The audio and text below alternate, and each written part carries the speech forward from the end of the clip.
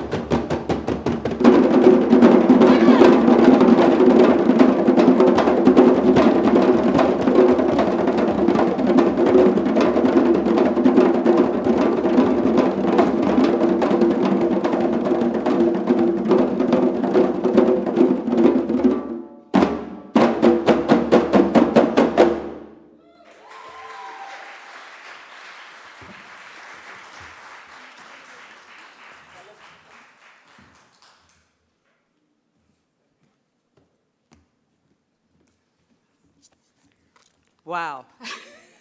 What a way to start the day. The Halifax Multicultural Drummers. Let's hear it again, folks.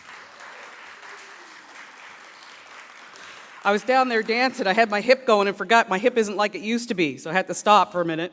Anyway, hello, everybody. Welcome. My name is Juanita Peters, and I am so happy to be here with you today. It's odd times, and I looked around the room. I saw so many people that I'd love to hug, and I can't. And I'm sure for those of you who are joining us virtually, there are many more of you out there that I feel the same way about. But you're here, we're here, and all is well.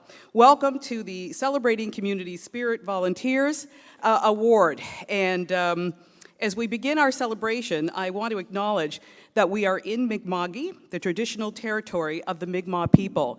I am proudly 7th generation African Nova Scotian and Métis, and I'm told by George Eliot Clark I can use the phrase Afro-Métis, and it's purely Nova Scotian, so I'm doing that. We have a province that believes in the power of service, whether tutoring students, helping not-for-profit organizations, or responding to natural disasters. And we're doing extraordinary things to improve lives and strengthen communities, and it's all done with a simple gift of time. In today's world, we have more and more things to do with less time to get them done. And we all know that time isn't limitless. In fact, time seems more precious than ever. However, a small gift of time is sometimes all that's needed to make a really big difference. The value of this gift is not only measured by the power it has to transform individuals, organizations, and communities to take them from ordinary to extraordinary. It also has profound effects on the individual who is giving their time. There's a Chinese saying that if you want happiness for an hour, you should just take a nap. If you want happiness for a day, maybe you'll go fishing. If you want happiness for a lifetime, help somebody. And I do believe that. That is so true. It goes so far. And as it goes, helping others is time well spent and a gift we all have to share. Now it's time to celebrate those who we so freely give up their time, which is a very valuable asset. Today is a day to thank you for the countless hours volunteers dedicate to making our communities a better place. We'd first like to invite Michael Ardeni to the stage to bring welcome.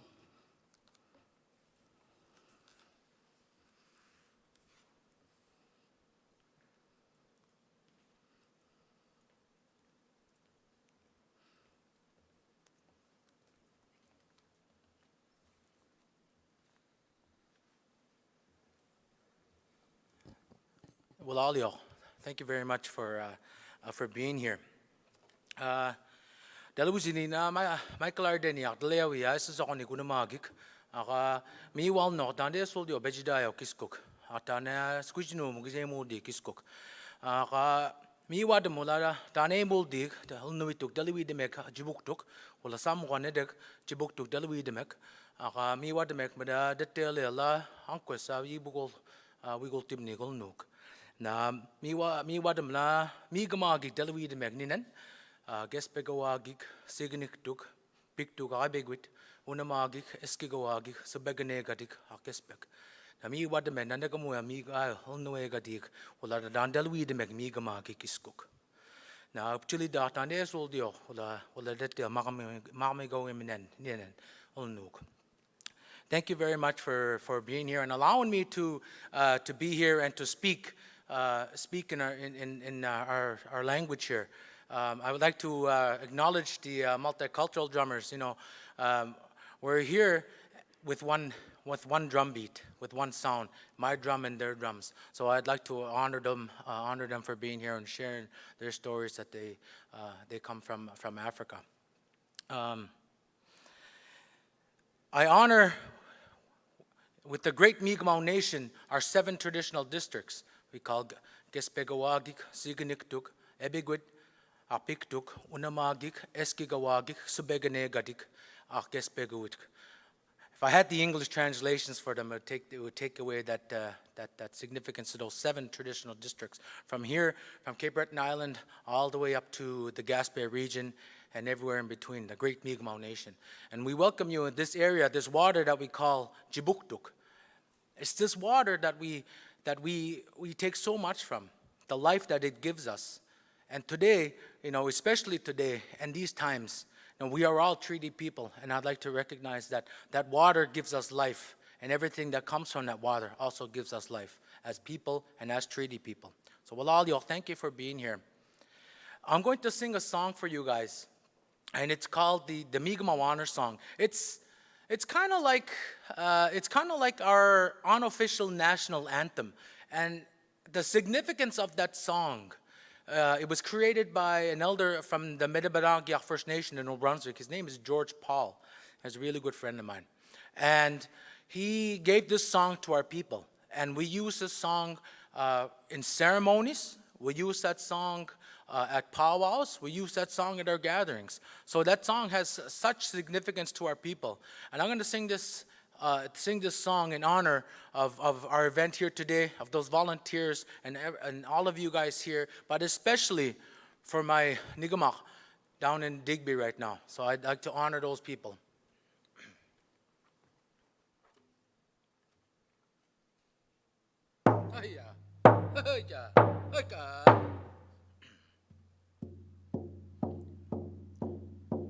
Give me the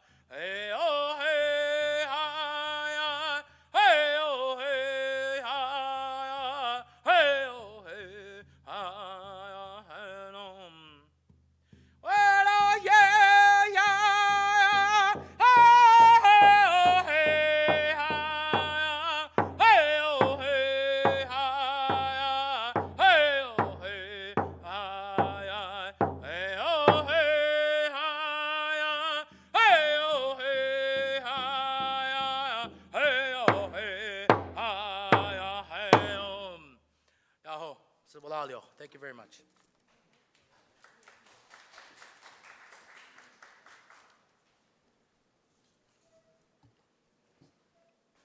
Thank you so much, Michael. I'd like to now invite His Honor, the Honorable Arthur J. LeBlanc, Lieutenant Governor of Nova Scotia, to say a few words and present our first award of the day, the Community Spirit Award.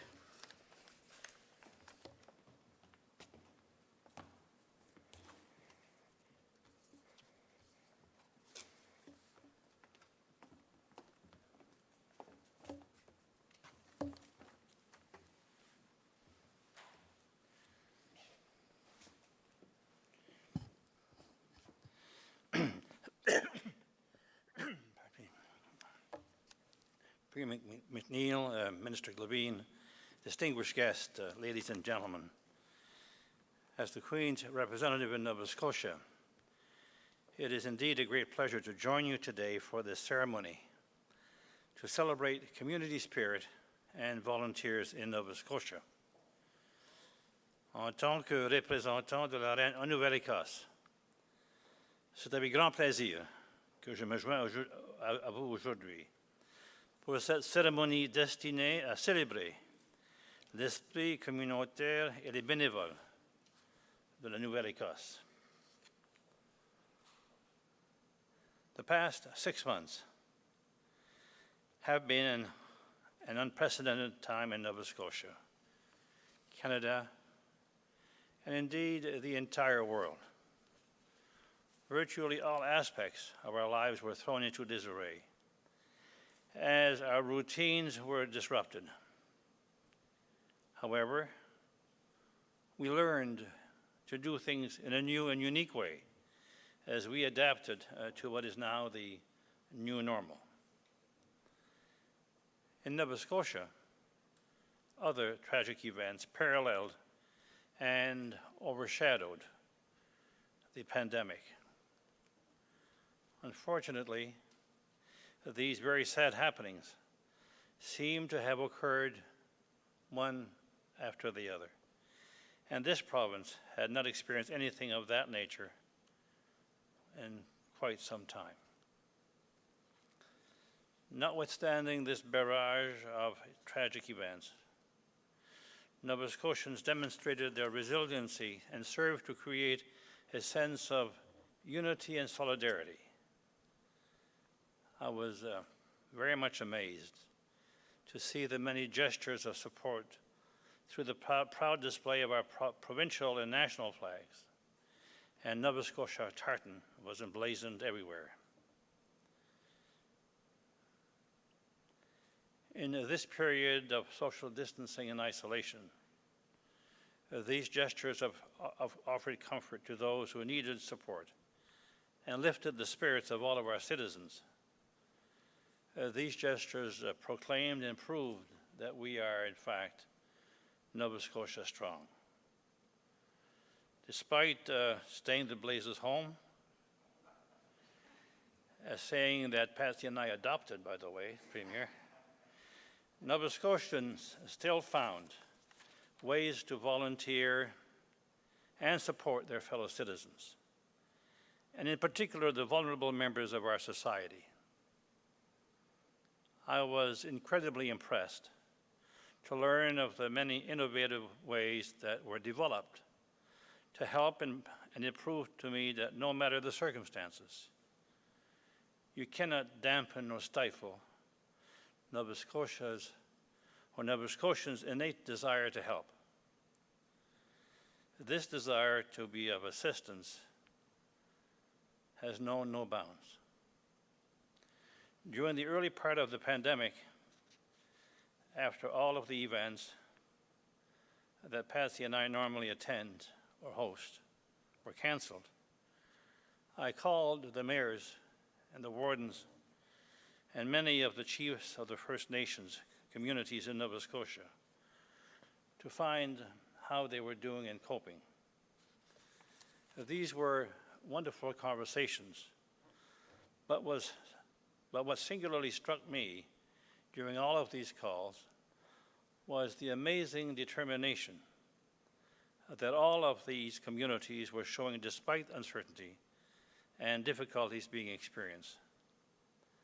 I was both deeply touched and impressed with how open and upbeat they were, all of them. To me, this was the true demonstration of community spirit. I also told them that all Nova Scotians were proud and heartened by their leadership. And to demonstrate how much community spirit Nova Scotians have, I turn your attention to a short video. It is but a small sample of the deep level of love and caring Nova Scotians have shown each other.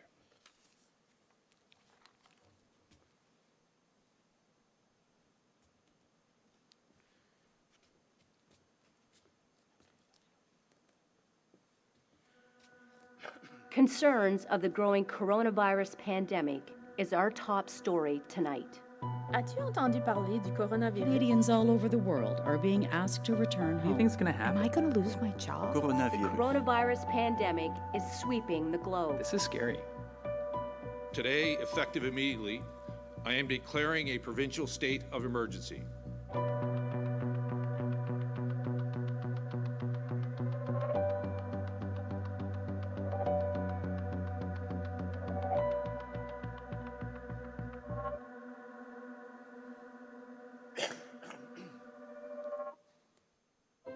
When all we have to do is stay the blazes home.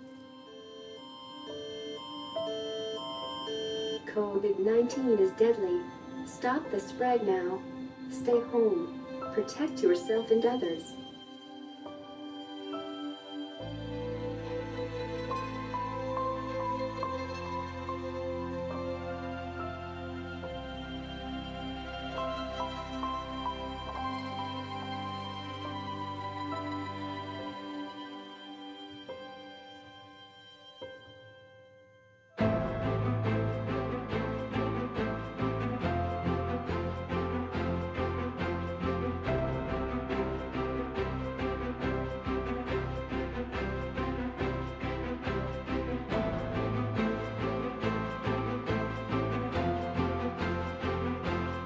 Stay safe, Nova Scotia. Love, Dartmouth. Hugs to Nova Scotia.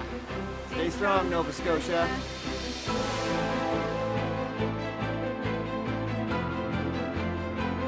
Thank you for staying home. Thank you for supporting small businesses.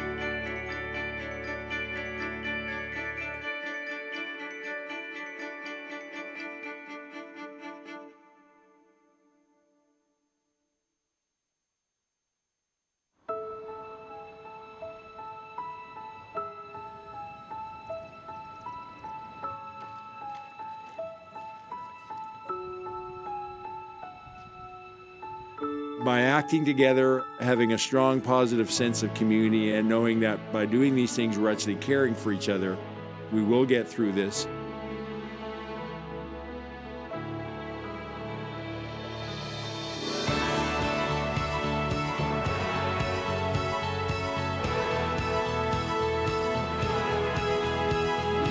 Stay sweet, stay strong.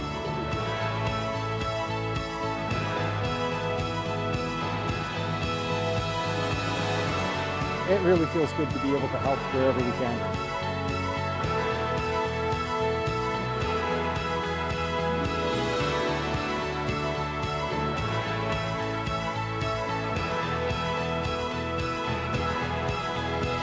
I'd like to take this time to read you a story.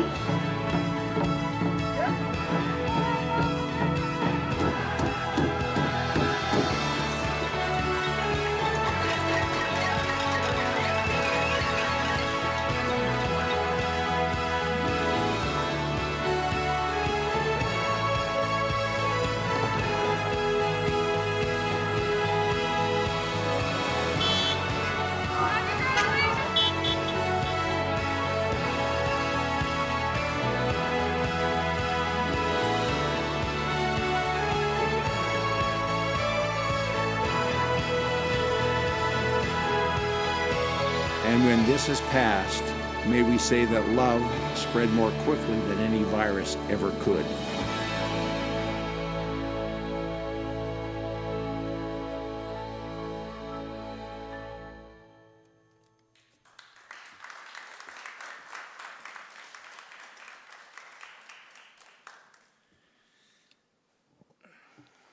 The video you just saw is a wonderful illustration of this province's incredible community spirit and volunteerism.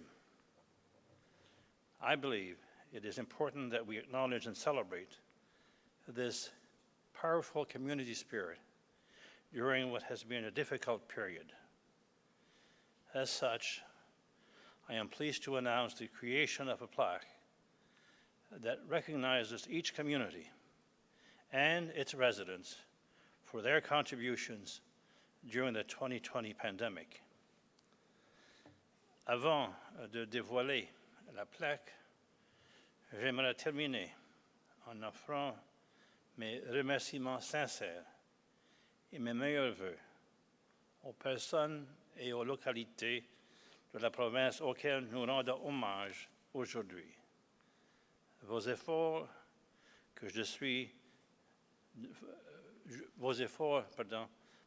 font que je suis extrêmement fier de dire que je vis en Nouvelle-Écosse. Before we unveil the plaque, I would like to conclude by offering my sincere thanks and best wishes to the people and the communities across our province that we honor today.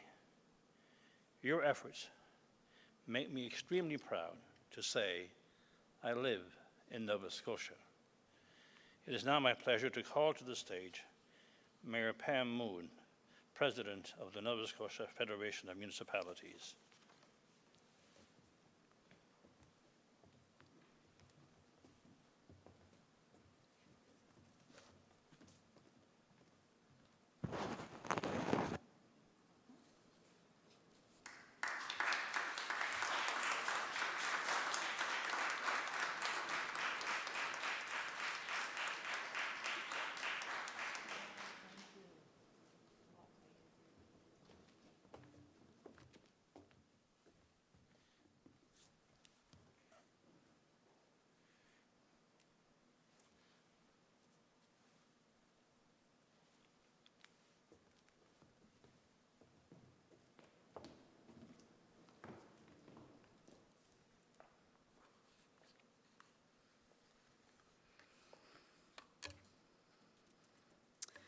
Thank you very much. That was a very powerful video.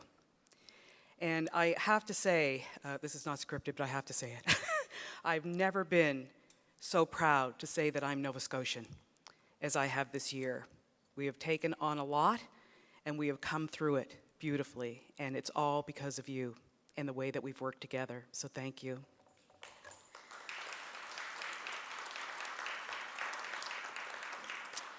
And now I'd like you to please welcome the Honourable Stephen McNeill, Premier of Nova Scotia.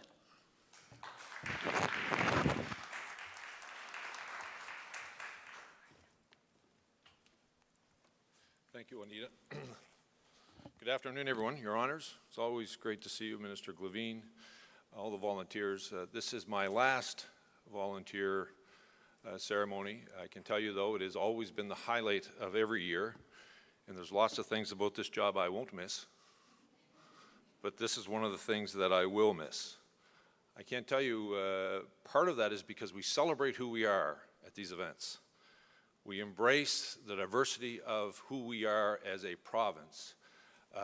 When we think about our beginning, and we go back to the way Grand Captain Member 2 welcomed the French settlers here in peace and friendship, and our history's been built on these treaties. Yes, we are all treaty people. We all have rights and responsibilities associated with those treaties. And while the last 400 years may not always look pretty, we need to acknowledge our mistakes, but we need to also look forward and embrace what we've been able to do together through all of the different cultures that make up this province. And it really shines through in this award ceremony that we have every year. From one end of this province to the other, community members have embraced the importance of supporting one another. I don't care who you are, where you're listening from, how important you are, all of us need a helping hand at some point in our life. And thank God in this province, there are people that are willing to do that each and every day. Not only to support organizations that support families, support organizations, support individual children, but they pick up the phone and they call a neighbor. When they see something that's not right, something that's out of the ordinary, they check in, say, hi, how you doing? When they know someone's been living alone, they make that call, they make that connection. I want to thank the municipal leaders for the tremendous work they do in all of our municipalities across this province. Your Honor, your award this year could not be more fitting. Could not be more fitting to recognize the municipalities and communities across our province who have done a tremendous job. And this has been a year unlike any that we've ever experienced, and it is my sincere hope, one that we will never experience again. When we entered through the pandemic, Pyke, the tragedy of that day, the helicopter crash, the snowbird crash, all impacted families in this community. But it demonstrated the resilience of Nova Scotians. It demonstrated the empathy of each other. It recognized that we knew we were in this together, and we set aside what might be our petty differences to embrace a strong and unified province led by individual Nova Scotians who did the important things, connected. Remember that day when we thought the only way we could connect with people was through our cell phone, texting them, seeing them, going and hugging them? Nova Scotians found creative ways. The 80-year-old has learned to use an iPad to FaceTime her grandkids, and the grandkids making an extra special effort to make that FaceTime work. Neighbors caring for each other. Neighbors understanding when a family had to isolate for the protection of all of us, they made sure that groceries arrived on that doorstep.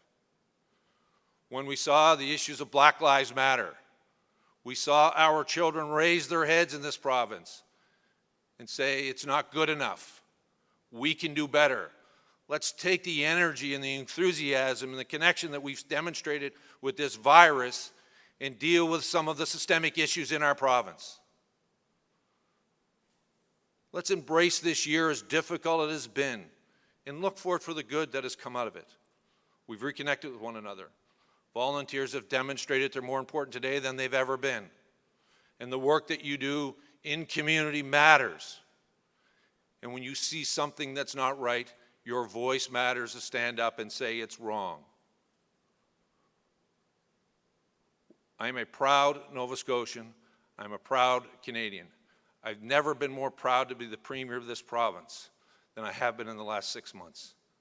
I've seen a tremendous spirit in Nova Scotians, one that makes me realize no matter what the future shows us, no matter how difficult conversations will have to be, we're up to the task.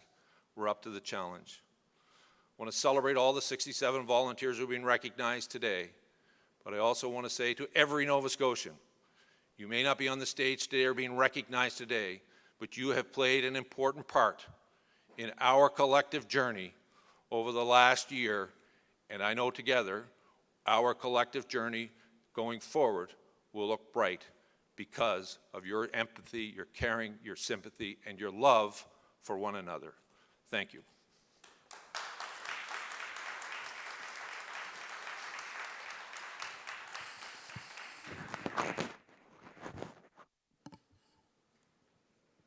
Thank you, Premier. Finally, the big event, the presentation of Nova Scotia's award-winning volunteers. We are honored to make note of the 70 volunteers to be recognized today, and you can read about their full accomplishments in the program provided to today's recipients, beginning with the presentation of the regional volunteer representatives of Cape Breton region. Ryan Clark. Ryan has served on the board for Football Cape Breton, coached teams, and was recognized by the Cape Breton Sports Hall of Fame for his efforts. He is the president of the Crematory Tennis Club and holds numerous roles for the Cape Breton Dorados swim team. Athol Grant. Athol has devoted his time to trails development in Victoria County. He is a founding member of the Biosphere Northeast Trails Association and is one of the key drivers of the Victoria County Trails Federation. Roxanne Marie Herney. After moving to Eskasoni, Roxanne learned the Mi'kmaq language to help communicate with non-English speaking members of the community.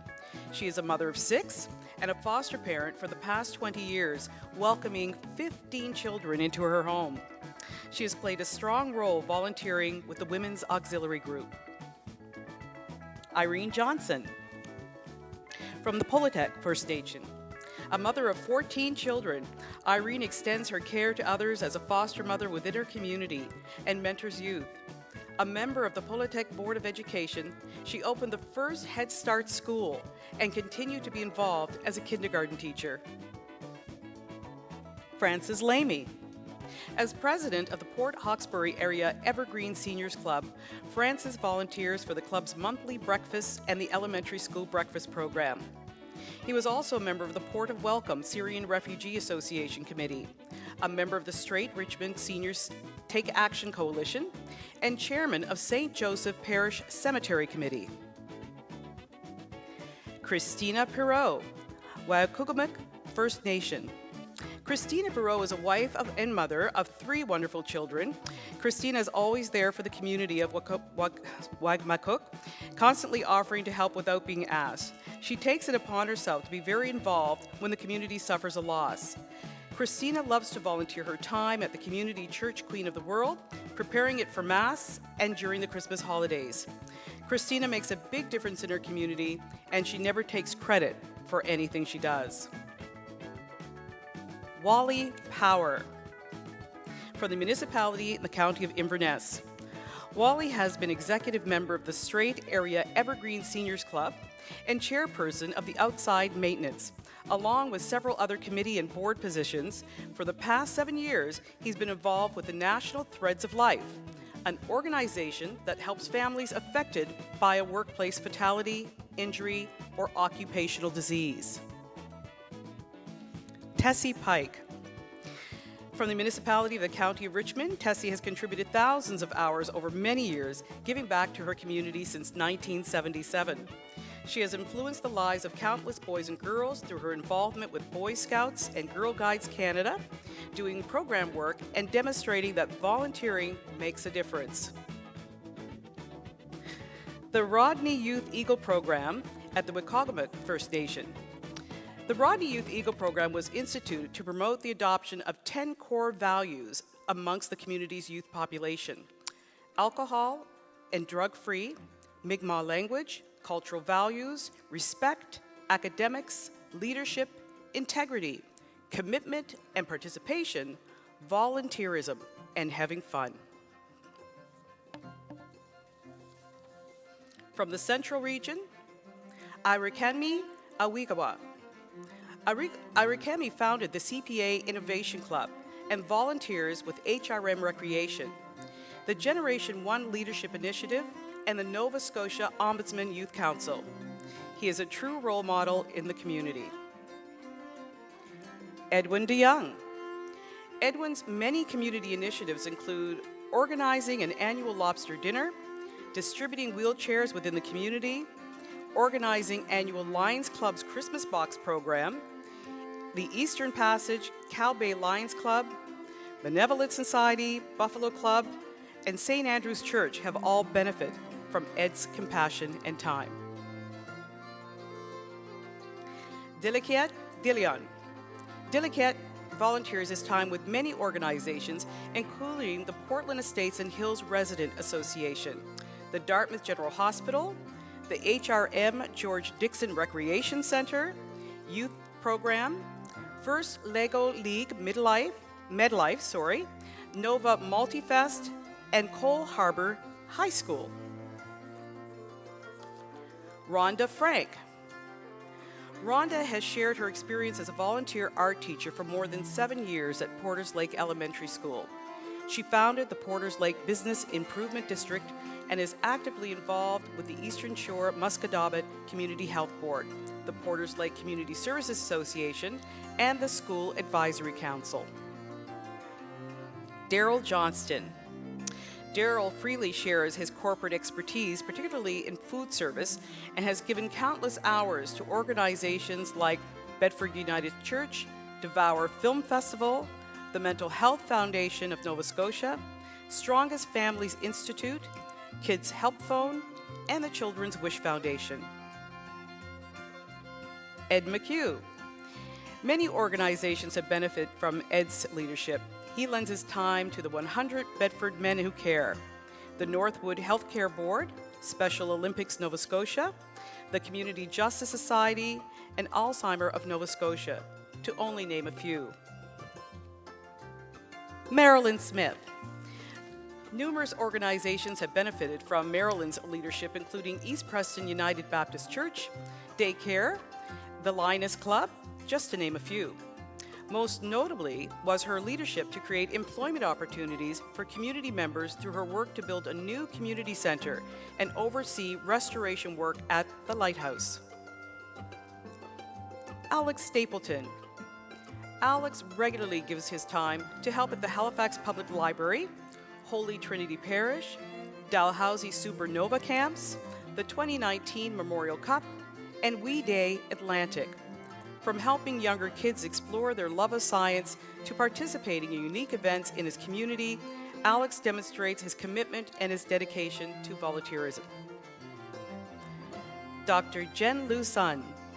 Dr. Sun has been a dedicated volunteer in the Chinese community for more than 15 years to promote Chinese culture and traditions as president, vice president, and executive member for the Chinese Festival, the Chinese Society of Nova Scotia, the Atlantic Canada Ping Pong Association, and the Halifax Chinese Language School. Diane West. Diane has shared her talents and skills as the coordinator of Caring Hands. She also finds time to volunteer with organizations such as the QE2 Health Sciences Center, Dartmouth General Hospital Foundation, Hospice Halifax, Children's Wish Foundation, and the Dartmouth Shelter Society. Now to the Fundy region. Holly Bernard. Since 2017, Holly has volunteered with Millbrook's Snowbird Ski Program to develop a rapport with youth and parents by actively joining skiers on the hill. Holly also volunteers at the Millbrook Bike Rodeo and Community Hall and the 2020 North American Indigenous Archery Planning Committee. Gilbert Chandler. Gilbert has been a member of East Hands Ground Search and Rescue for 30 years. His dedication to support, teach, and mentor others has provided opportunities for other members of the organization to learn and advance. He also supports several organizations, including the Upper 9 Mile River Hall, 9 Mile Trails, and local ATV clubs. Al and Maxine Clark. Since 2019, Al and Maxine have been stewards of a newly developed hiking trail within our community, which includes daily maintenance of the trail, social media updates, guided hikes, and regular stewardship reports to the Oxford and Area Trails Association. Kelly Countway. Kelly's vision to educate and inspire women and youth about a hunting and fishing lifestyle led to the formation of the not-for-profit group called Women That Hunt. Today, the 200-member strong leads the team to certify guides in Nova Scotia, New Brunswick, and in Newfoundland. Jax Gaudet. At 6 years old, Jax began fundraising for Children's Wish Foundation, and over the past 8 years has worked tirelessly to raise funds and awareness for the foundation. Recognized as a Canadian youth hero, he continues to play key roles in foundation fundraisers and has created his own campaigns, raising more than $50,000 to date.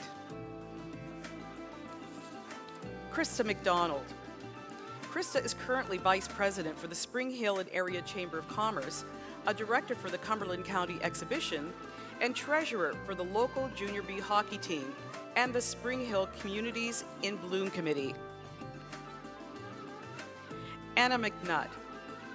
The Village of Bible Hill is honored to posthumously recognize Anna McNutt as their provincial representative volunteer.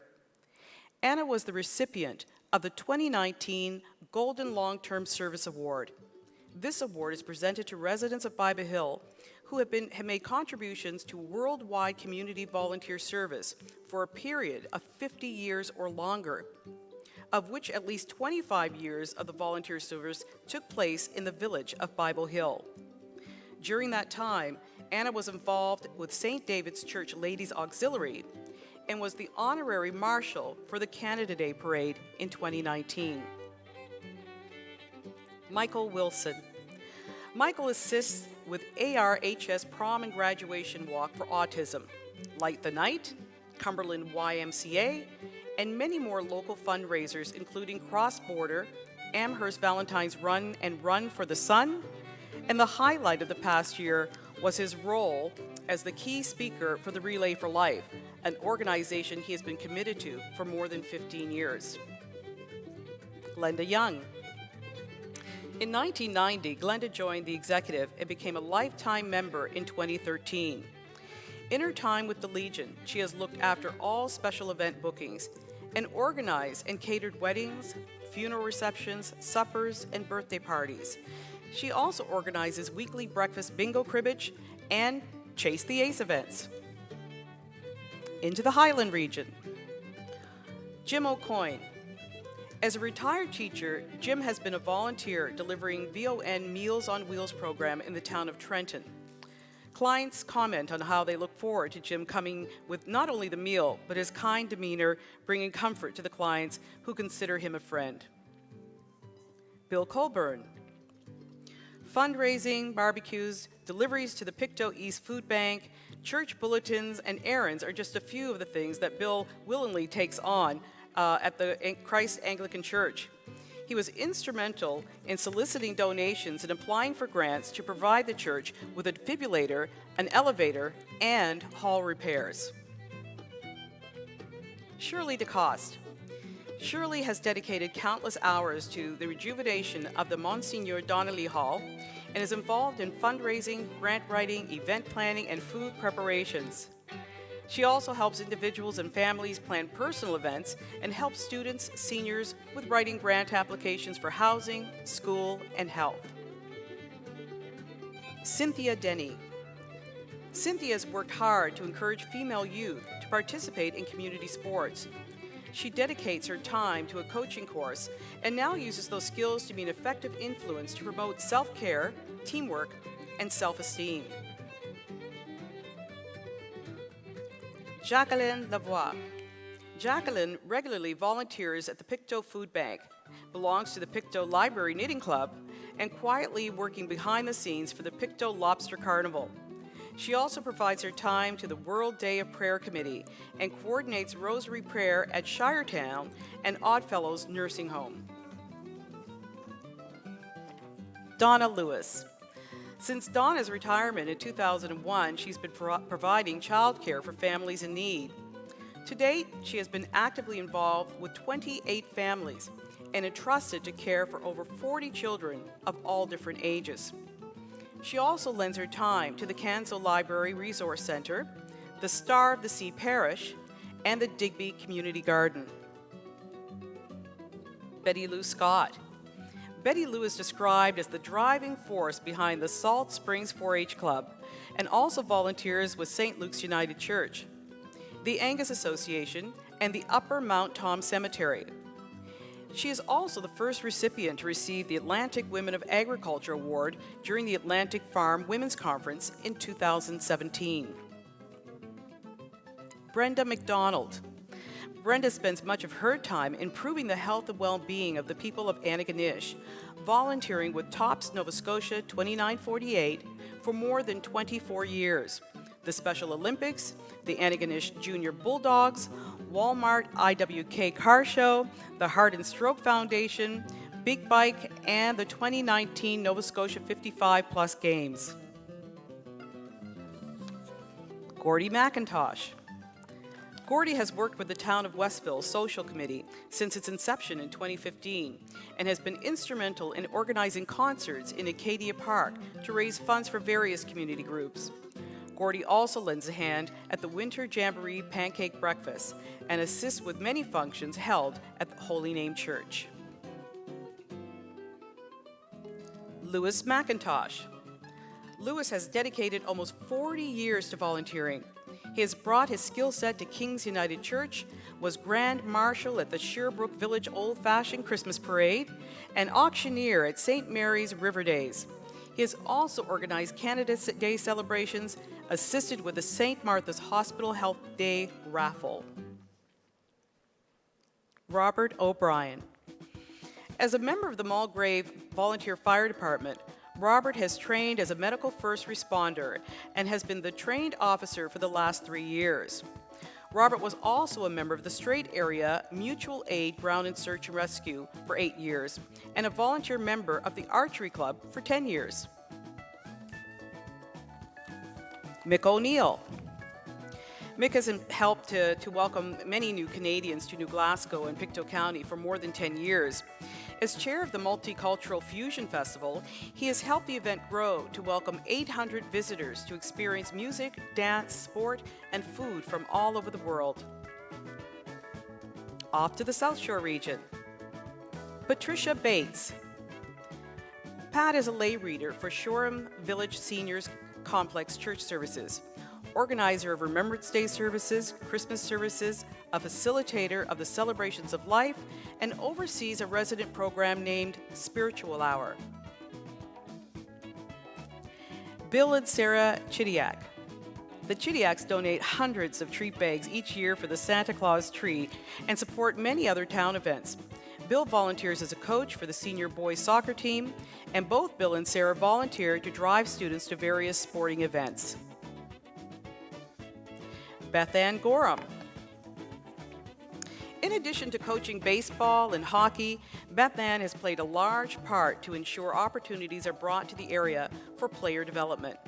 She also works on a committee to ensure that financial barriers are broken down to help children get involved in activities through the Kids Fair Play Fund. Anthony Gosby. Anthony was the lead volunteer coach for the Shelburne Recreational Hockey Program. Hundreds of children have gone through the program, many of which may not have had the opportunity or the means to play at the minor hockey level. The program was named after him and is now known as the Anthony Gosby Recreational Hockey Program. Hewitt Hardiman. Hewitt has volunteered with Royal Canadian Legion Branch 23 for more than 44 years.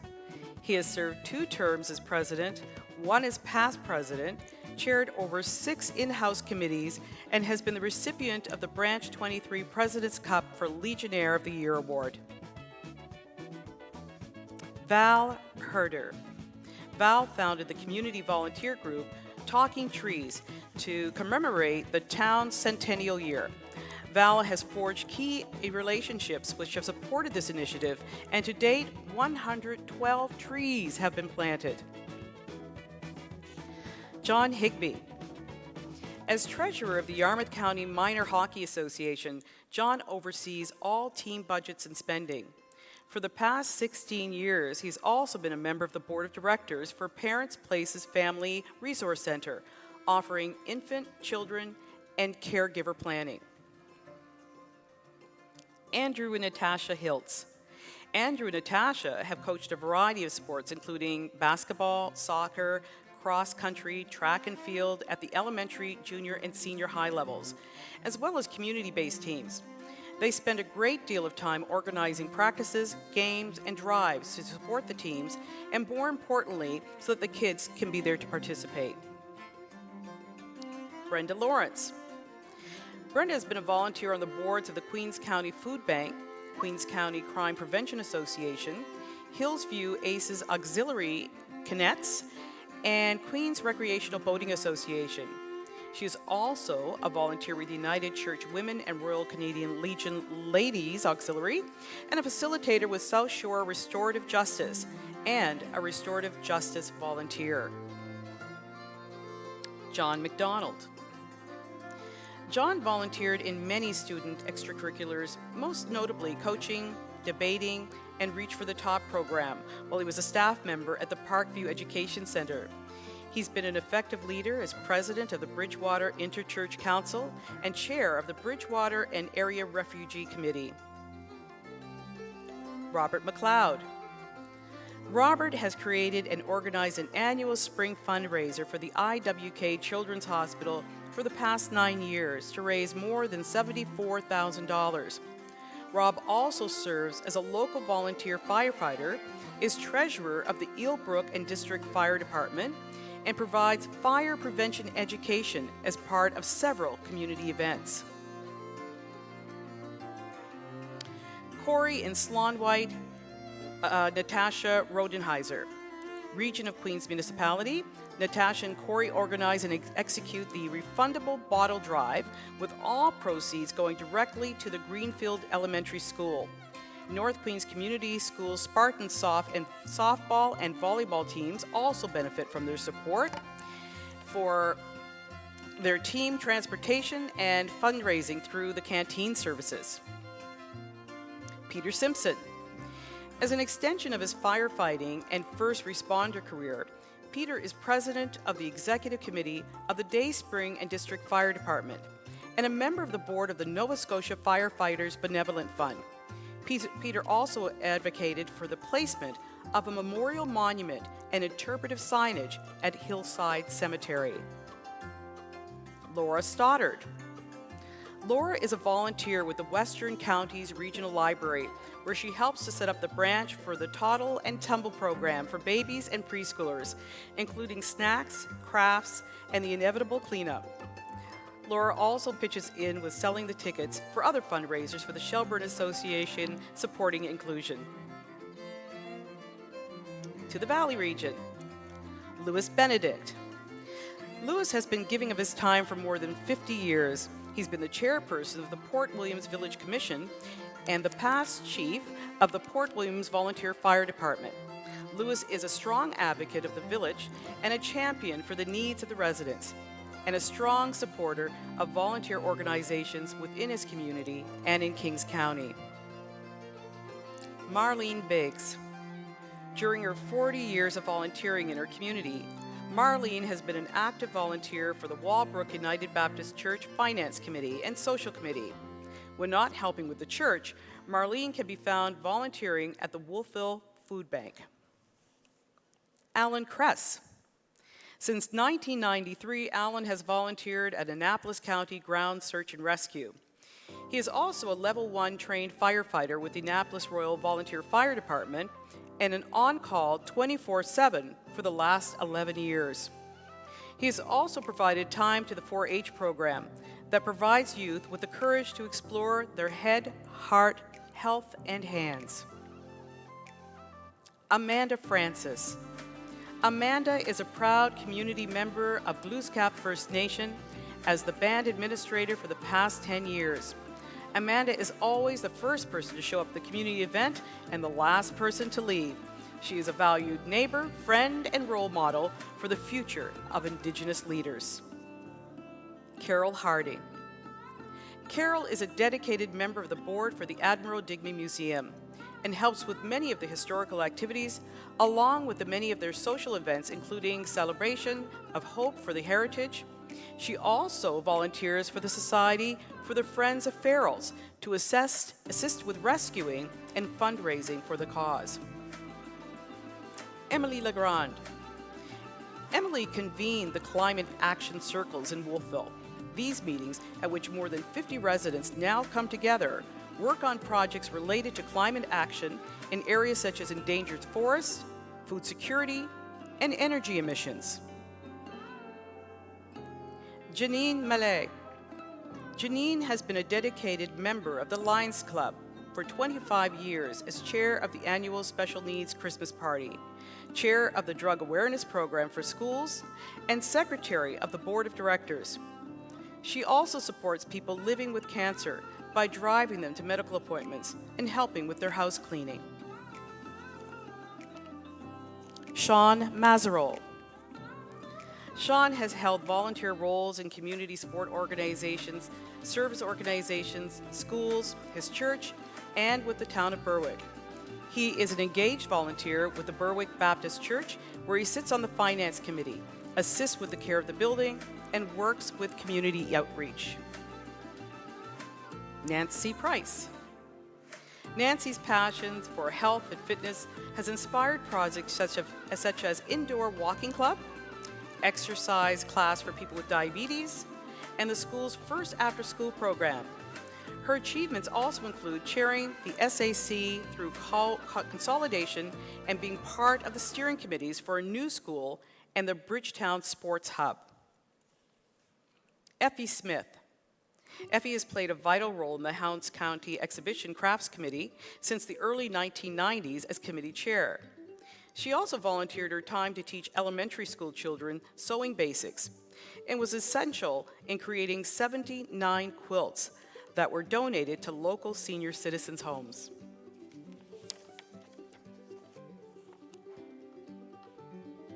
Jacqueline Titus Smith.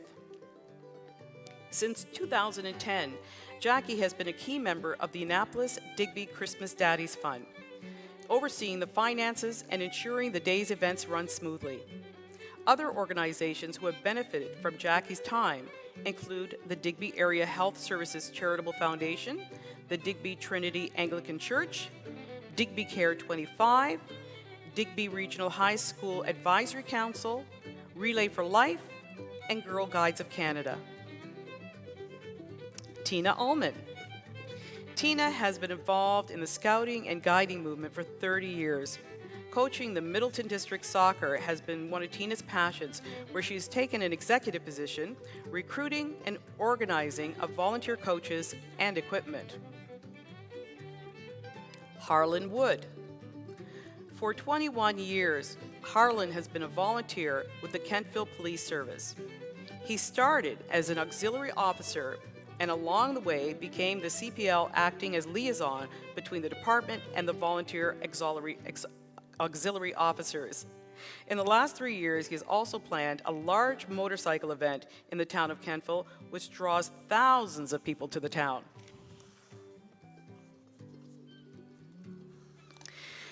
Distinguished guests and online audience, these are your 2020 Provincial Volunteer Municipal Representative Award recipients.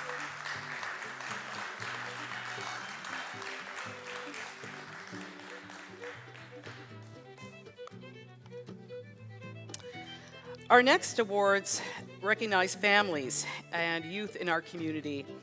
Many worthy nominations were received, and the hard decision was picking the one recipient for each category.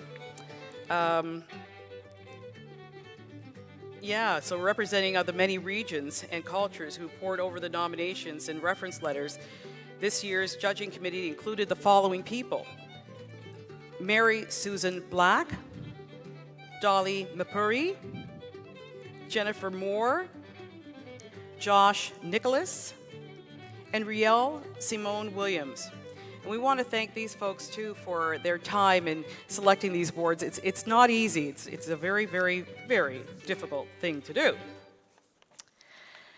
And now it is my pleasure to introduce the Honorable Leo Glavine, Minister of Communities, Culture and Heritage, to say a few words about our two specialty awards, the Family Award and the Youth Award.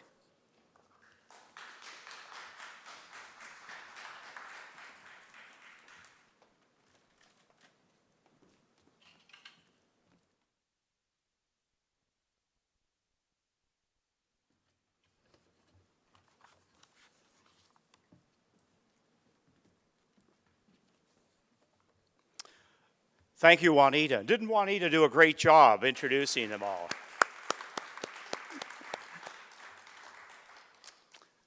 Your honors, and I've been with their honors on 4 or 5 occasions with the Community Spirit Award, and I know just how much they're missing out this year in getting to the communities.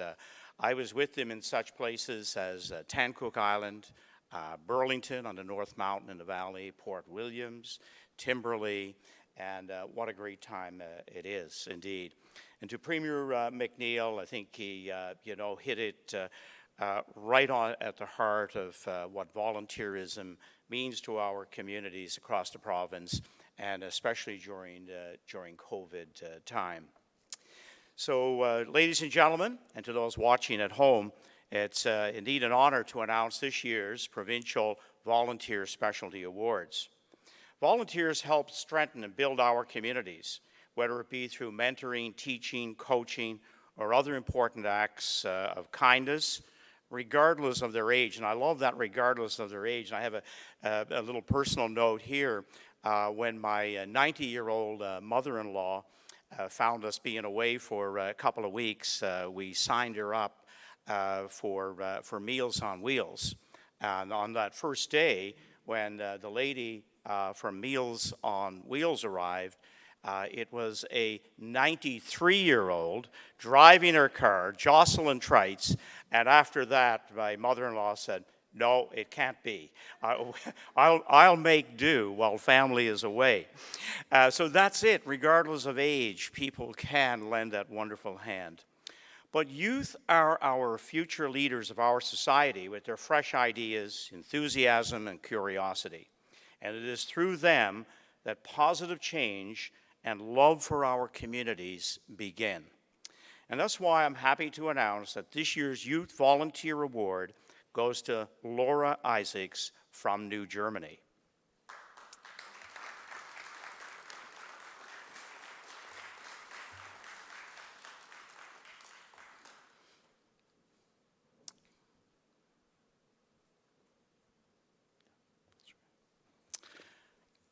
Laura maintains a rigorous academic schedule while also challenging herself to volunteer.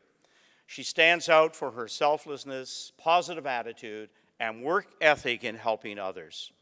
Laura's impact on her school and the local community are far-reaching, providing her time and enthusiasm to many organizations, including the New Germany Rural High School Leo Club, the Live Wire's 4-H Clover Buds, and the Rosedale Home for Special Care, to name a few. She is a fine example of what youth today can offer our world, which makes her the perfect recipient for this year's Youth Volunteer Award. Congratulations, Laura.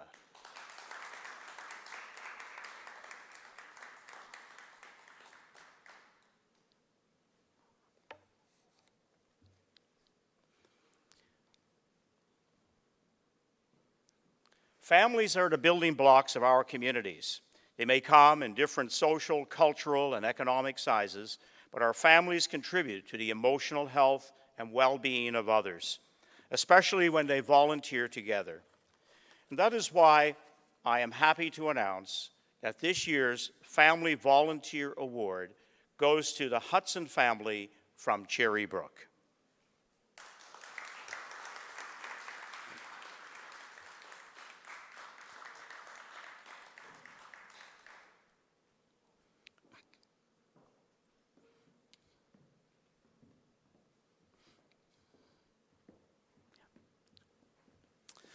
Karen and Ken Hudson and Marcia Hudson Ash are recognized and celebrated advocates and change agents.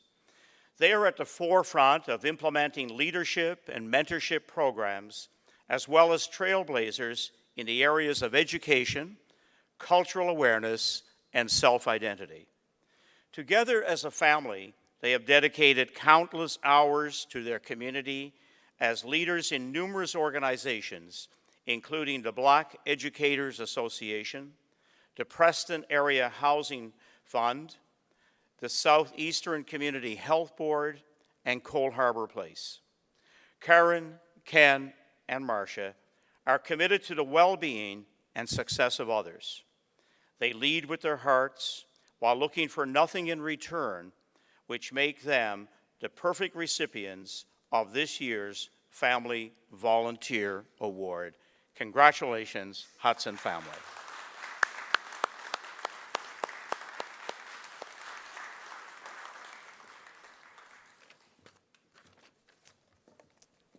I want to express my sincere thanks and appreciation to all volunteers who give back freely to communities across Nova Scotia every day. And it is a fact that Nova Scotians, on a per capita basis, volunteer the most in Canada. And I think the representative group that were announced by Juanita give us a very clear indication of the extent of volunteerism in our province. So again, to Laura and the Hudson family, a heartfelt thank you on receiving 2020 Provincial Volunteers Specialty Awards. It is encouraging and reassuring to know that in this province, we are surrounded by people who act with compassion towards others.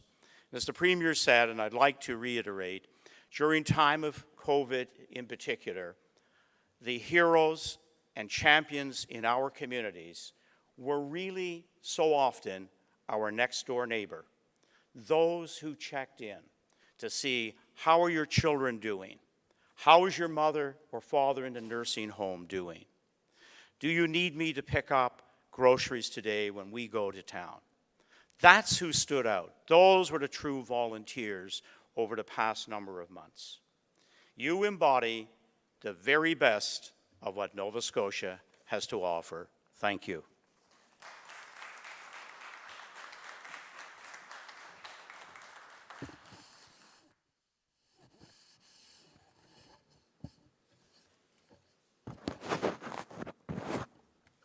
Thank you so much, Minister Levine.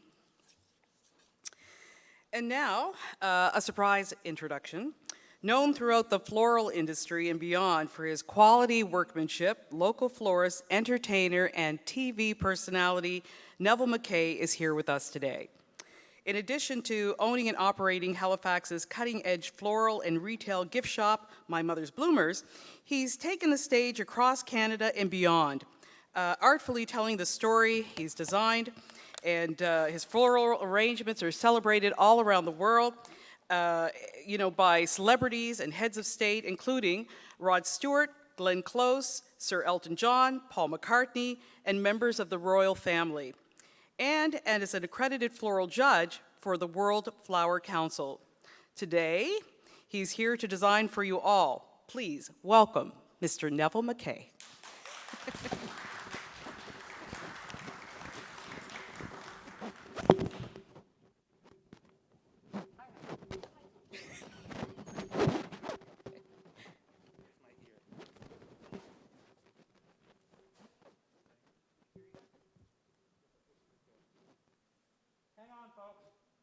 Wardrobe malfunction. Where'd it go? There it is. Thank you.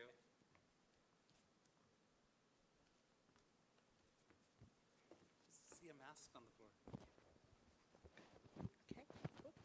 There. How do I sound? Huh. 2 people said great. That's nice. Do you know, I did a speech one time and the mic was so weird. I sounded like Ethel Merman. I did. I'm sure. So I started to sing, everything's come. I might as well. Hi, everyone. Hi, virtual people. How you doing? Don't I look better on a small screen? I bet I do. Ladies and gentlemen, your honors, it's great to see you. Premier McNeil, it was so nice to have our picture taken together. We looked like the number 10 when I stood next to him. It was great. Clearly you didn't find all the calories I did over COVID, did you? No. I joined Weight Watchers. David and I, my husband and I, joined Weight Watchers remarkably 4 days before the lockdown. And being 2 old bears ourselves, what does a bear do? A bear eats a lot when they have to go into hibernation. Clearly I'm in it for the long haul. And all we lost over COVID was all that money we spent on Weight Watchers. Oh, well, what are you going to do, right? What are you going to do? When this all started, And we were going through so many things, so many emotions, so many horrible things in this world. I said to my mom's 97 and she's a war bride. I said, Mom, as someone who grew up in the Depression and lived through World War II and the death of both your parents and your husband and so many friends and relatives, left your home country and came to a new place, lived through so many tragedies here, including, the bad fashion of the 80s, for example. How'd you do it? How did you get through it? And she said, Neville, you must always look for the good. She said, someone will point out the bad. Someone will always point out the bad for you. Don't even have to worry about it. They'll point that out. But she said, look for the good, because it's there. And that's one thing, my darlings, that I can say so honestly about this beautiful province that we're in. We look for the good. Sometimes you really have to look. Sometimes you really have to look, don't you? And I remember my mom was, and I said this story the other day at an event that their honors were at, so I apologize for repeating myself, but I'm old, I do that. But my mom said, we used to go look around the garden, and one November she said, Neville, let's go out and look at the garden. I said, all right, and we look at things that are going to come, so beautiful things to happen in the future. And that's what we have to look at as well. So we'd look at the lilac tree, and we could tell by the big fat buds that were on the lilac, those are going to be flowers. And she said, do you remember down here? She said, there'll be all kinds of tulips coming up in the spring. And over there, there'll be the first crocus. And we do that so often. And how glorious is that we can just look at all those beautiful things and see the beauty that's around us and the beauty that's to come. I think I'm falling off here. Hang on. See, if I had hair, I could probably hook that around and pin it on. However, I don't. I'm still cute, though. I am a judge with the World Flower Council, and the reason I joined the World Flower Council, by the way, is because our mandate is to celebrate flowers and share flowers for world peace. I haven't done that great with it yet. However, we're trying really hard, because all a flower wants to do is bloom, and flowers celebrate love. And when we do that through the beauty of flowers, it's a glorious thing, isn't it? We've gone through so much, and I know when someone said to me one day, they said, what can I do to help? What can I do? What can I do? If there's anything I can do to help you, give me a hand. Just let me know. So I said, okay. So I called him, and I said, I've got a project for you. He said, okay, what is it? I said, I've got 150 roses. I need you to put them around in everybody's mailbox in the neighborhood. Okay. Don't say anything. Don't say where they're from. Just put them in. Let them know that people care. And they did it. He was so excited, and off he went. And every once in a while, I'd have someone tap on the window and say, thank you. And I went, But it was so much fun to do that. It was so much fun to do that. And then later on, when another tragic event happened, and thanks for playing that video. I'm not a pretty crier, so I stood in the very back corner. Thanks for that. I didn't know what to do, because what can you do? What can you do? I knew some of the people that were immediately affected. And so I bought miles and miles of blue ribbon and made miles and miles of blue bows, hundreds of them, and said, someone come and get these and give these away to whoever needs a blue bow to put on their house. And it was so cool, because I had people coming from goodness knows where and saying, can I take some? Can I take one? I said, take them all. I'll make some more. And it was so much fun. And something as simple as a little bit of cheap satin. I'm sorry to look at you when I said cheap satin, dear. However, it's a beautiful outfit. You can never tell Juanita whether they're smiling or telling you to go away, right? Not with the masks on, Are you smiling under that? Oh, that's good, dear. She's gritting her teeth. But just that little bit of cheap satin, what that did for everyone was so great, and it just brought so many people together, didn't it? My family experiences are extensive when it comes to volunteering and community support. I was a member of the 4-H club in Shelburne, and we did so many things. I learned to make a quilt. We sat and we quilted this thing to raise money for the community. We did that as kids. My mom and dad were members of the Lions Club. And we had no money. I didn't know we were poor. I didn't know it. No one told us until I was like a teenager. Said, you guys are really poor. You don't have indoor plumbing. You have an outhouse. Your dad hunts for things, and what he can hit with the car, you're going to eat for supper. Partridges are great because they're stupid and tasty. However, I didn't know it. But still, my mom would make bread for the neighbors because they didn't know how to, and she would make it for them. And we had extra eggs from the chickens. We would give those away. And she taught us to do that. And I remember there was a thing called the March of Dimes, and we would save our dimes up. And I don't know, it was $2 worth of dimes or whatever it was. It wasn't very much. But we'd save these little dimes in this little ring to hand off. It was the most glorious thing I could have ever done.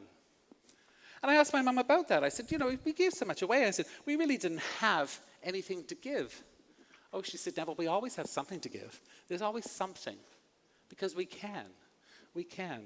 You know, it's that same sort of thing as when my parents were in the war. They volunteered to go to the war. They weren't told to.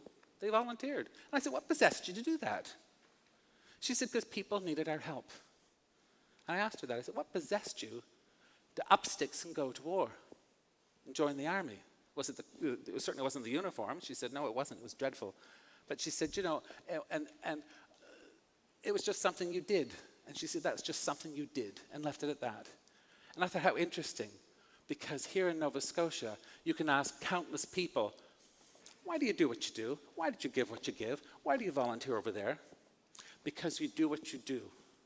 You do what you can do to help other people. Isn't that a glorious thing? I think of our MC, Juanita, that I've known. I think I had hair when I met you. It was a long time ago. And all the things that this young lady has done for our community. Juanita, here, I've got something for you before I forget. Come here and get these. Beautiful, beautiful red gladiolas. And we know the story behind red gladiolas, don't we? From a distance, a glad's distance. There, you're welcome. So you enjoy those. And thank you for all you do for so many. It's extraordinary what you do for so many people. And, you know, that's just, I can go to anyone pretty much on the street somewhere and say, I know what you've done for so many people that you don't celebrate and don't shout it out loud. And that's the best kind, I think. That's the best kind. Just do a little something. Do you know when I was hit? I'm going to tell you a little story. We'll just pretend we're talking to each other, okay? These people are just here for looks, right? When this was all going on, I sent some flowers out to different people that I thought were doing a really great job because I wanted to.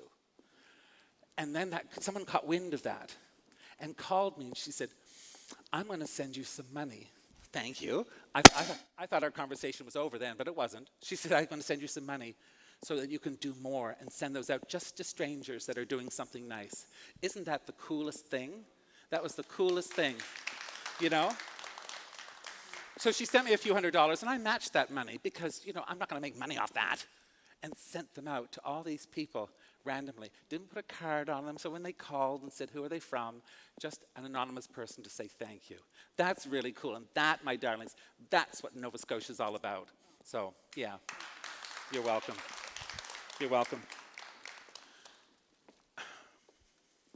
There are so many different types of volunteers, aren't there? So many different types, and some of them, you know what, I'm going to make a flower arrangement and I'll show you, just so we can get an idea of the different types of volunteers that we have. Some volunteers are merely just fluff, aren't they? They're fluff.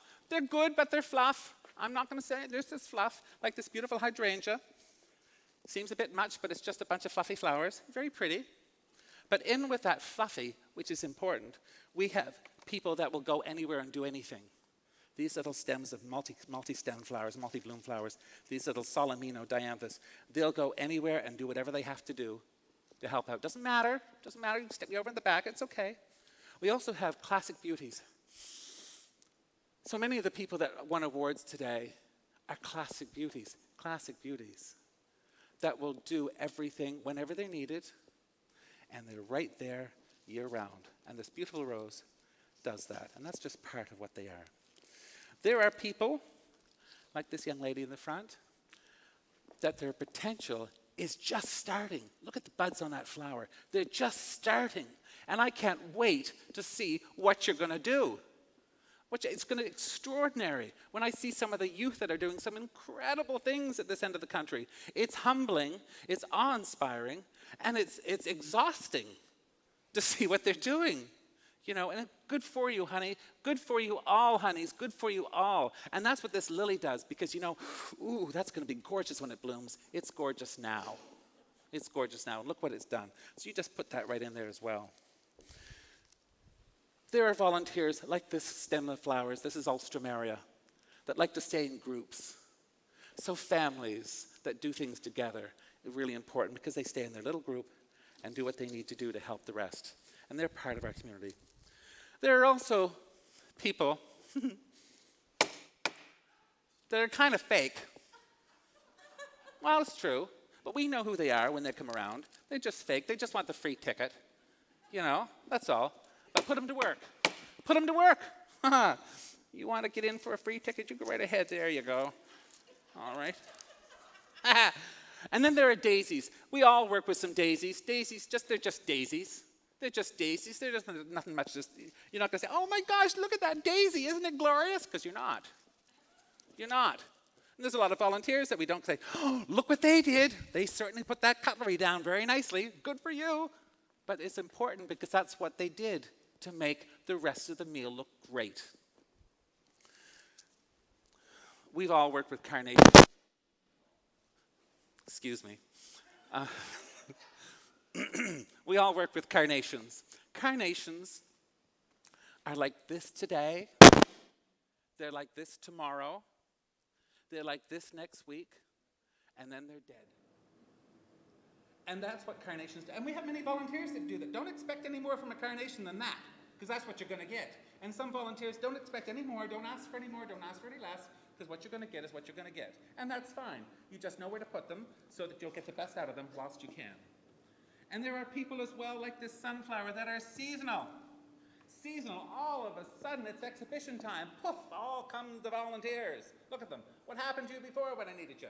No, we're here for the volunteers for the exhibition. And that's wonderful. That's wonderful, because you know you can count on them then. And sunflowers are glorious. So we're going to tuck that right in there because you are a seasonal favorite for all of us. There are people, I won't look down at anyone in particular now. There are people that are a little past it, like these hypericum berries. It's gone to seed. So they're pretty much done. But they're not, because when you look at what those people can still do, as some of the elders in our communities, as some of the people that have been around a long time, you look at what they can do, because you have to sometimes look towards the past to see how we can go on in the future and learn from, quite often, our mistakes, okay? But also, get their inspiration, learn their stories, see how they did it back in the day, learn from them, because those elders are such an important part of our world. I personally think you have to have a fruit in there somewhere to get the job done, so I just like to put that right in there. It's okay to laugh, dear. Isn't it funny? People are always a little afraid. Should I laugh at that? Is he making fun of himself? Yes. Yes, I am. One of the first times I ever spoke publicly was in Winnipeg. Anyone from Winnipeg? No? Out there? No? Okay. All right. So I was speaking in Winnipeg, and I was doing my shtick, and I was having some fun, and I was Nova Scotian, and I was laughing and carrying on, had my accent, the whole works. And they all sat there with faces on them like a dog's arse. And I thought, what is going on? What is going on? I hated this whole experience. I thought, die. Someone do something, break wind or anything, just to break this room up. No. And so I said, what's wrong? Did somebody die? Did I offend someone? What happened? And someone from the group put their hand up. There were 200 people in the audience, and someone put their hand up and said, we don't want to look like we're laughing at you. Laughing at me? Look at me. I'm a bald, middle-aged old fruit from Nova Scotia. And I'm fat. So pick something. And they did. They picked a few things, and then they laughed, because we have to learn to laugh with us. But anyway, you've got all these beautiful flowers, all these beautiful people working together, and when you put them together and wrap them and comfort them with kindness, happiness, support, and thankfulness, you will get an incredible, incredible group of people every single time, and a wonderful event, won't you? You always do. Always do.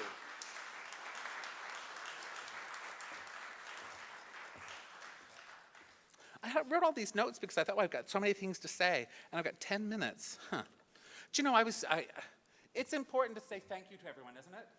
Thank you. Thank you. It's a simple 2 words, one if you hyphenate it. Thank you. Isn't that the coolest thing? And I don't mean, thanks for shopping at Walmart. Thanks for shopping at Walmart. Thanks for, I don't mean that. I mean, you say thank you if you mean it. Say thank you. Give thanks. We're coming up to Thanksgiving, and I know a lot of us can't get together as much as we'd like to get together and be with our family. But that's only a small part of what Thanksgiving is. Thanksgiving is to be thankful. Be thankful. You know,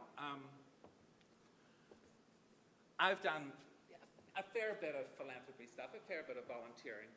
And sometimes, you know, there are ones that you choose not to do again because you didn't get thanked. I don't want to stand there and have the big billboard and say, look what Neville did, because I don't fit on a billboard.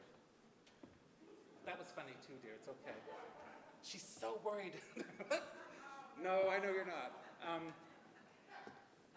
But I got a letter one day from an organization saying to me, don't you think it's time you gave back to your community? Don't you think it's time that you did more for this particular group? Don't you? So I called them. I said, hi. I said, who wrote this?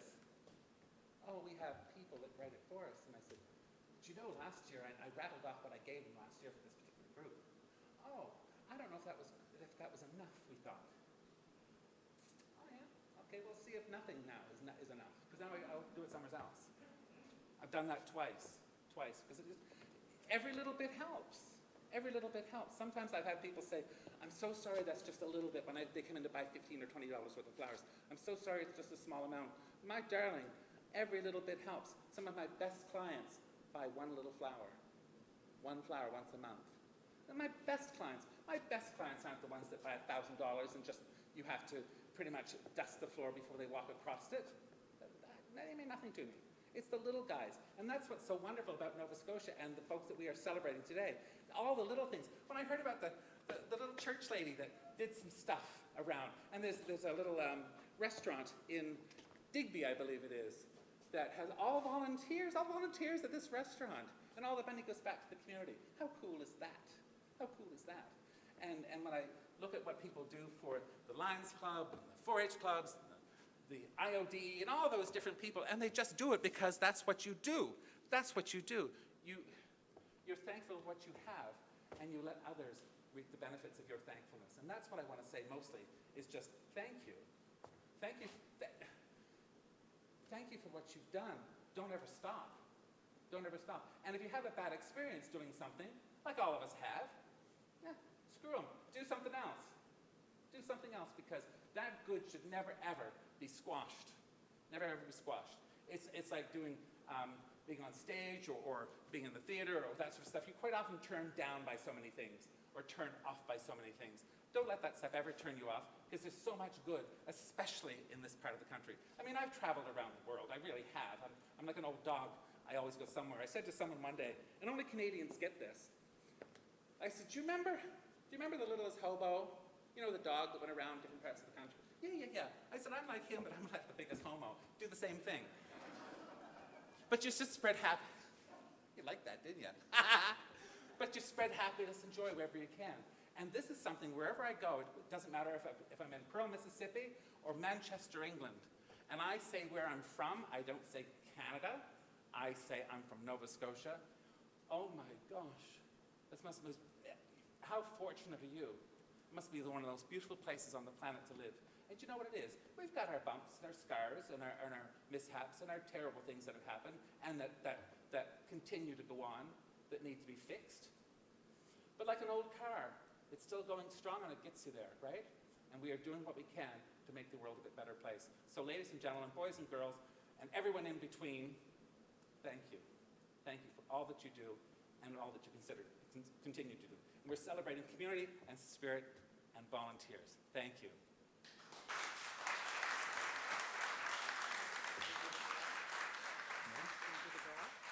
I can do a draw. You want to do a draw? Yeah. I can do a draw. I'm always scared when women start pointing at me. I don't know what. I'll go this way. Do you want to pull one out? We're doing a draw. So this is for the lovely bouquet that Neville made, and it's Karen Hudson.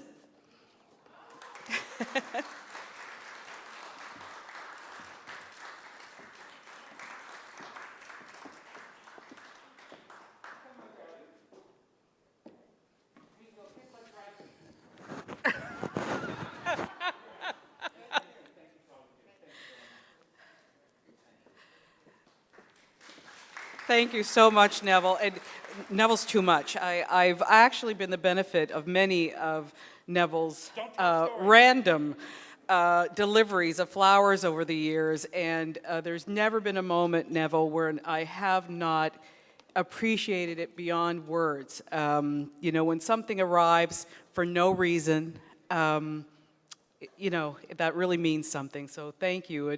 You know, in 20 years, I can't even count how many I've received for what I feel is no reason. So thank you, Neville. And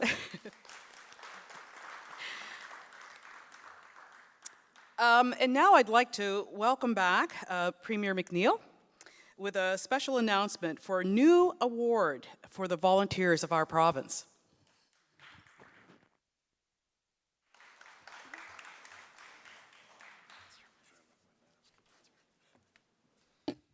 Thank you again, Juanita. Before I do that, I also want to recognize Neville. We were in the midst of this pandemic, and flowers arrived at the Premier's office, and there were 5 of us who had been working because we became our unofficial bubble early on to deal with all of the things, and it came at a time, Neville, that we very much appreciated. I know we spoke to you when it came, but we want to say this publicly, what a difference it made in our lives. That you were thinking of us and caring about us and asking us how we were doing. So thank you for that kind gesture to us at the office during the midst of this pandemic. Thank you. Oh. It is indeed my pleasure to announce this next award. Has been mentioned many times during today. Earlier this year, on the weekend of April 18th and 19th, we lost fellow Nova Scotians to a senseless and horrific tragedy. The events around Port-au-Pyke shook all of us to our core. We felt the need to come together and grieve, offer sympathy, as we often do. When someone loses someone in a community, we come together to offer our support, our hugs, our kindness. But we couldn't because of COVID-19. It made this time even more challenging, how difficult it was for families who couldn't come home, for loved ones, for community members who couldn't express their own sense of sympathy and empathy to those individuals. But we had to wrap our arms around those families and the families of the victims virtually. And so we did. On April 24th, we gathered for the Nova Scotia Remembrance Online Tribute. This allowed all of us to pay our respects virtually, while we had to stay apart. This heartfelt and emotional tribute was organized by 6 compassionate Nova Scotians. Their hard work and innovation led to the creation of a new provincial volunteer award, the Nova Scotia Strong Award. The award will be given each year to recognize the deep level of caring of Nova Scotians demonstrate towards each other. And it is a privilege for me to announce the recipients of the first Nova Scotia Strong Award. Alex White of Masstown.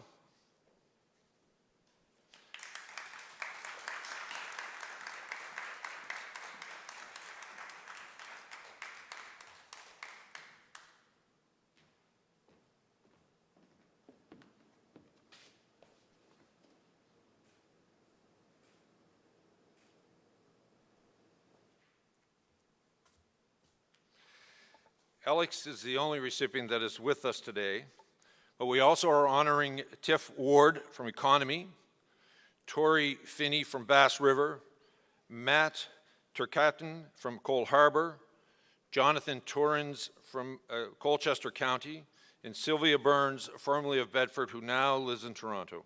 We will make sure that they receive their awards, and we want to say thank you and congratulate all of you for showing us the kind and compassion that you showed towards those families, and quite frankly, allowed my family and many families across this province who felt helpless, who couldn't do anything, a way to mourn the loss, to mourn our own provincial innocence. And this tragedy may have happened in one part of our beautiful province, but I can tell you it has been felt from every inch of this province. So thank you for giving us a chance to do this virtually.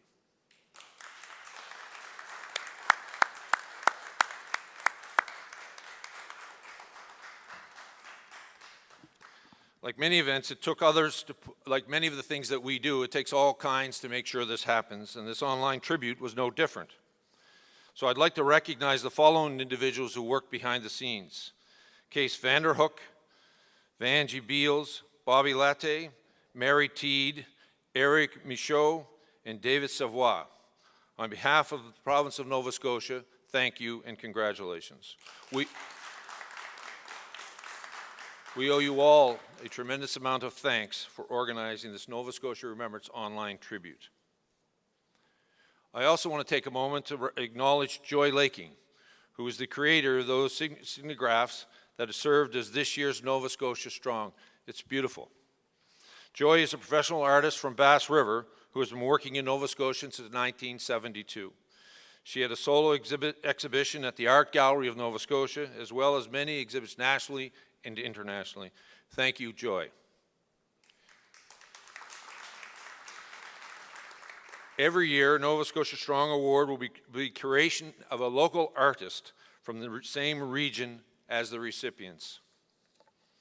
I also want to acknowledge Maurice Rees, publisher of the Shoreline Journal and South Cumberland News, for suggesting the idea for the Nova Scotia Strong Award. Thank you, Maurice. I also want to say thank you to the Nova Scotia Remembrance Legacy Society, who offered continued support for families and communities affected by this tragedy. As we all know, it will take a long time for those families, if ever, and our communities to heal. So I want to say thank you to the Remembrance Legacy Society for remembering that.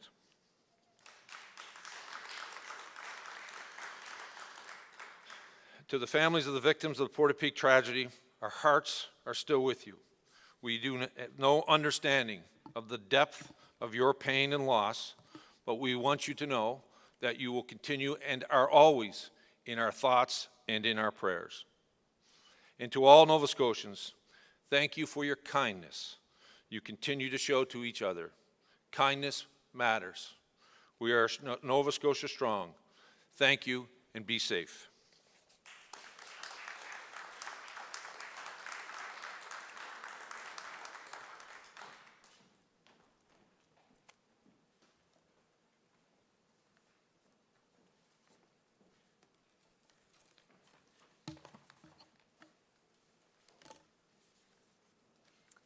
Thank you so much.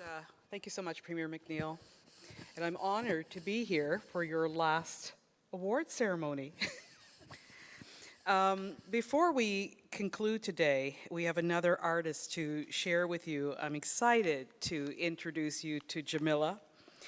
Wrapped in the roots of the reggae family, Jamila is a sure musical prodigy in the making that makes music that is lyrical, creative, tastefully arranged, masterfully delivered, and positively inspiring.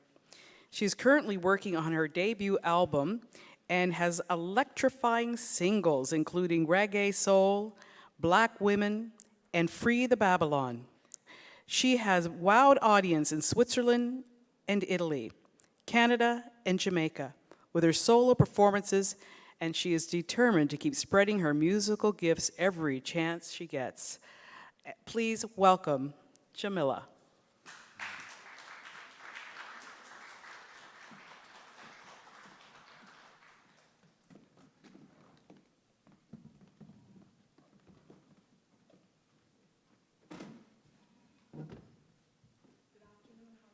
Doing today. It's a blessing to be able to share with you, and thank you very much, Premier McNeil, for that speech. I will take away #kindness matters from your speech today, because it's definitely something that I feel that is definitely an integral part of us moving forward together.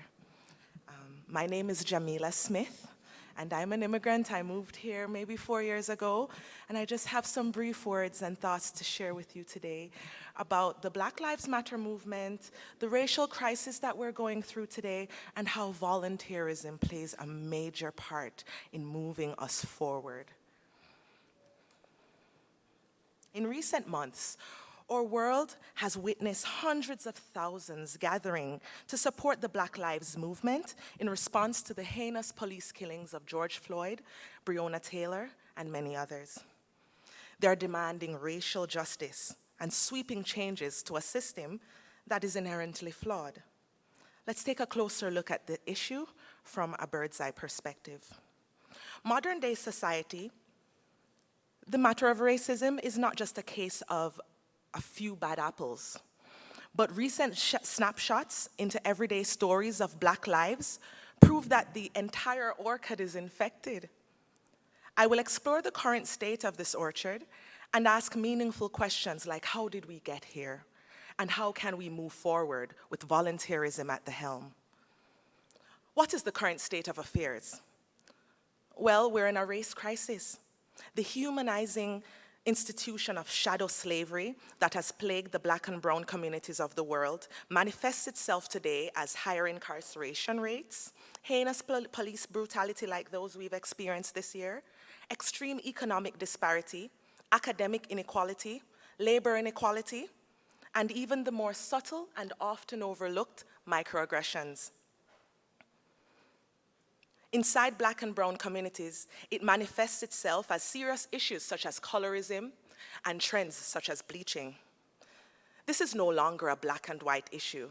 It's no longer a color issue. It is simply a matter of right versus wrong. The racial crisis which is upon us is a social conundrum that affects everyone in our society, especially the blatantly marginalized. So how did we get here?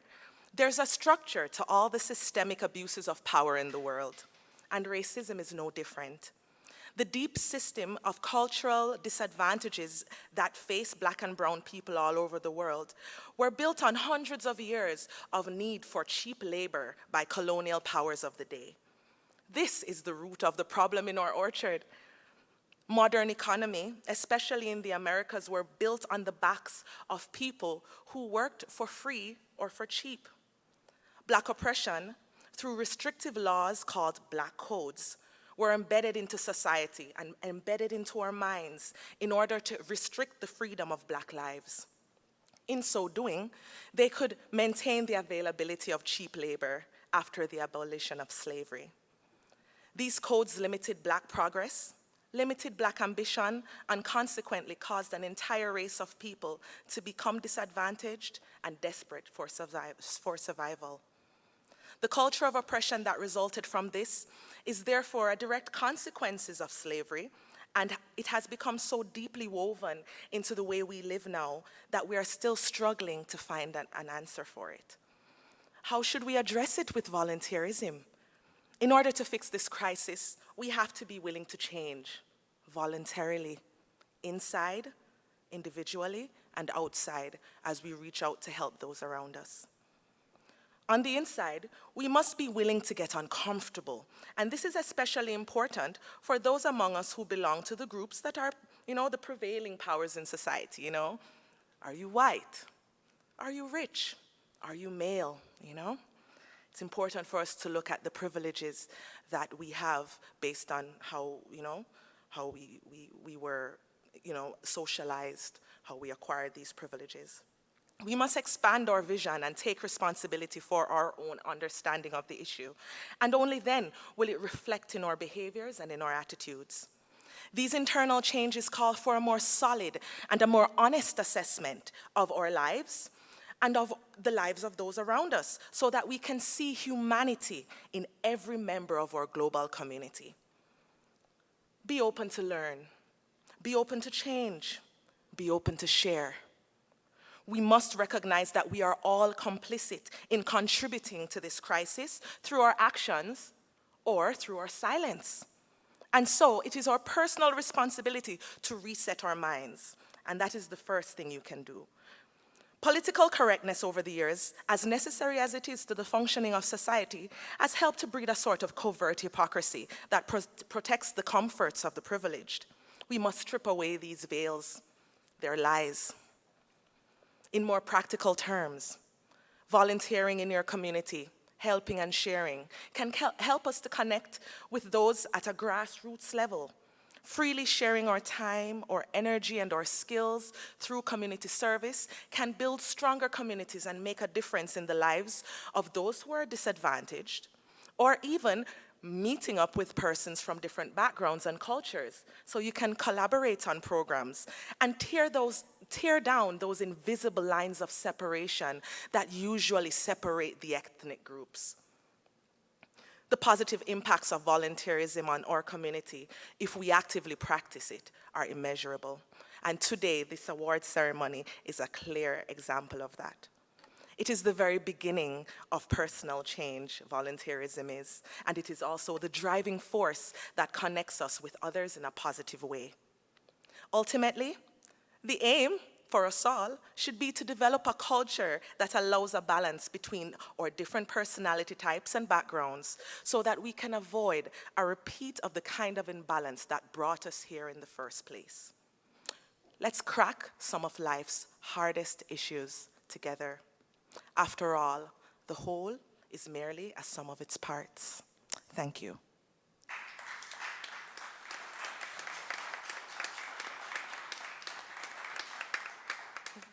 So I'm going to change mics. I'm going to go over there and put on my performance hat. And today we're going to perform for you Redemption Song by Bob Marley that I think speaks right into the vibe and essence and energy of my speech and what's going on in the world today. I hope you enjoyed, and thank you. Congratulations to all the recipients of awards today.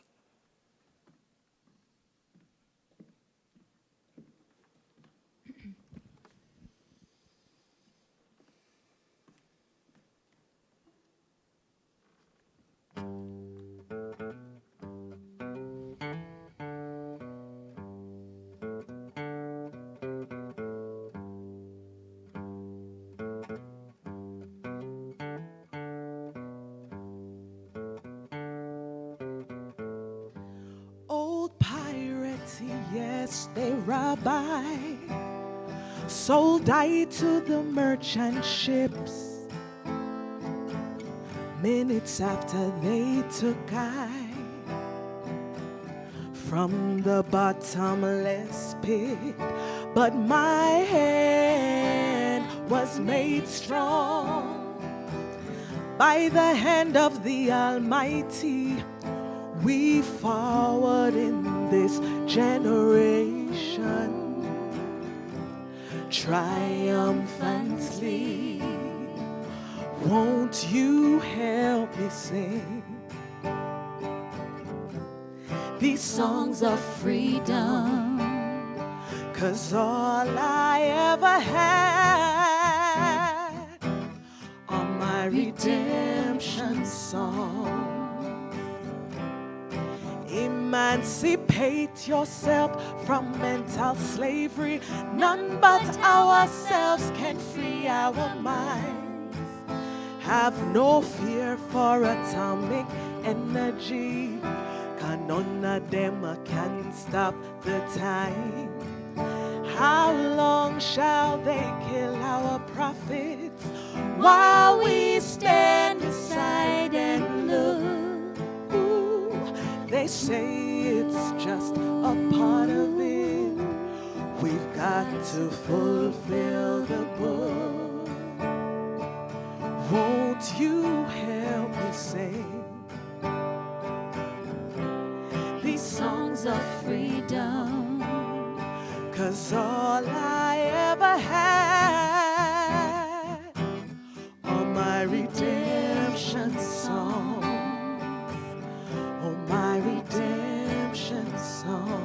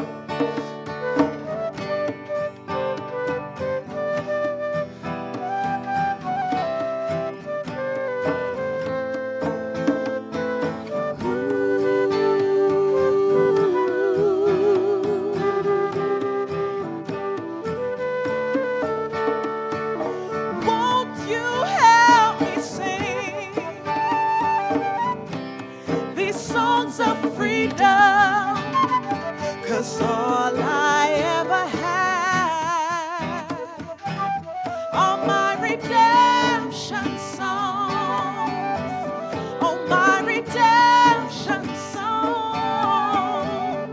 my redemption songs, these songs of freedom.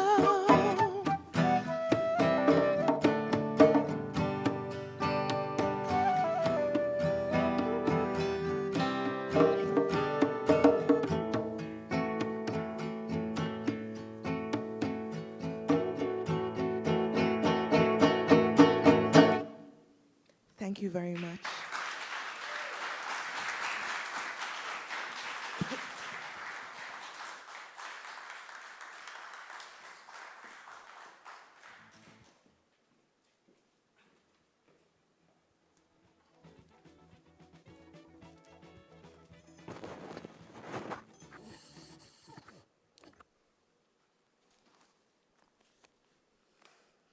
And so we end as beautifully as we began. Thank you so much, Jamila. That was a beautiful performance and just so fitting for what we're speaking of today.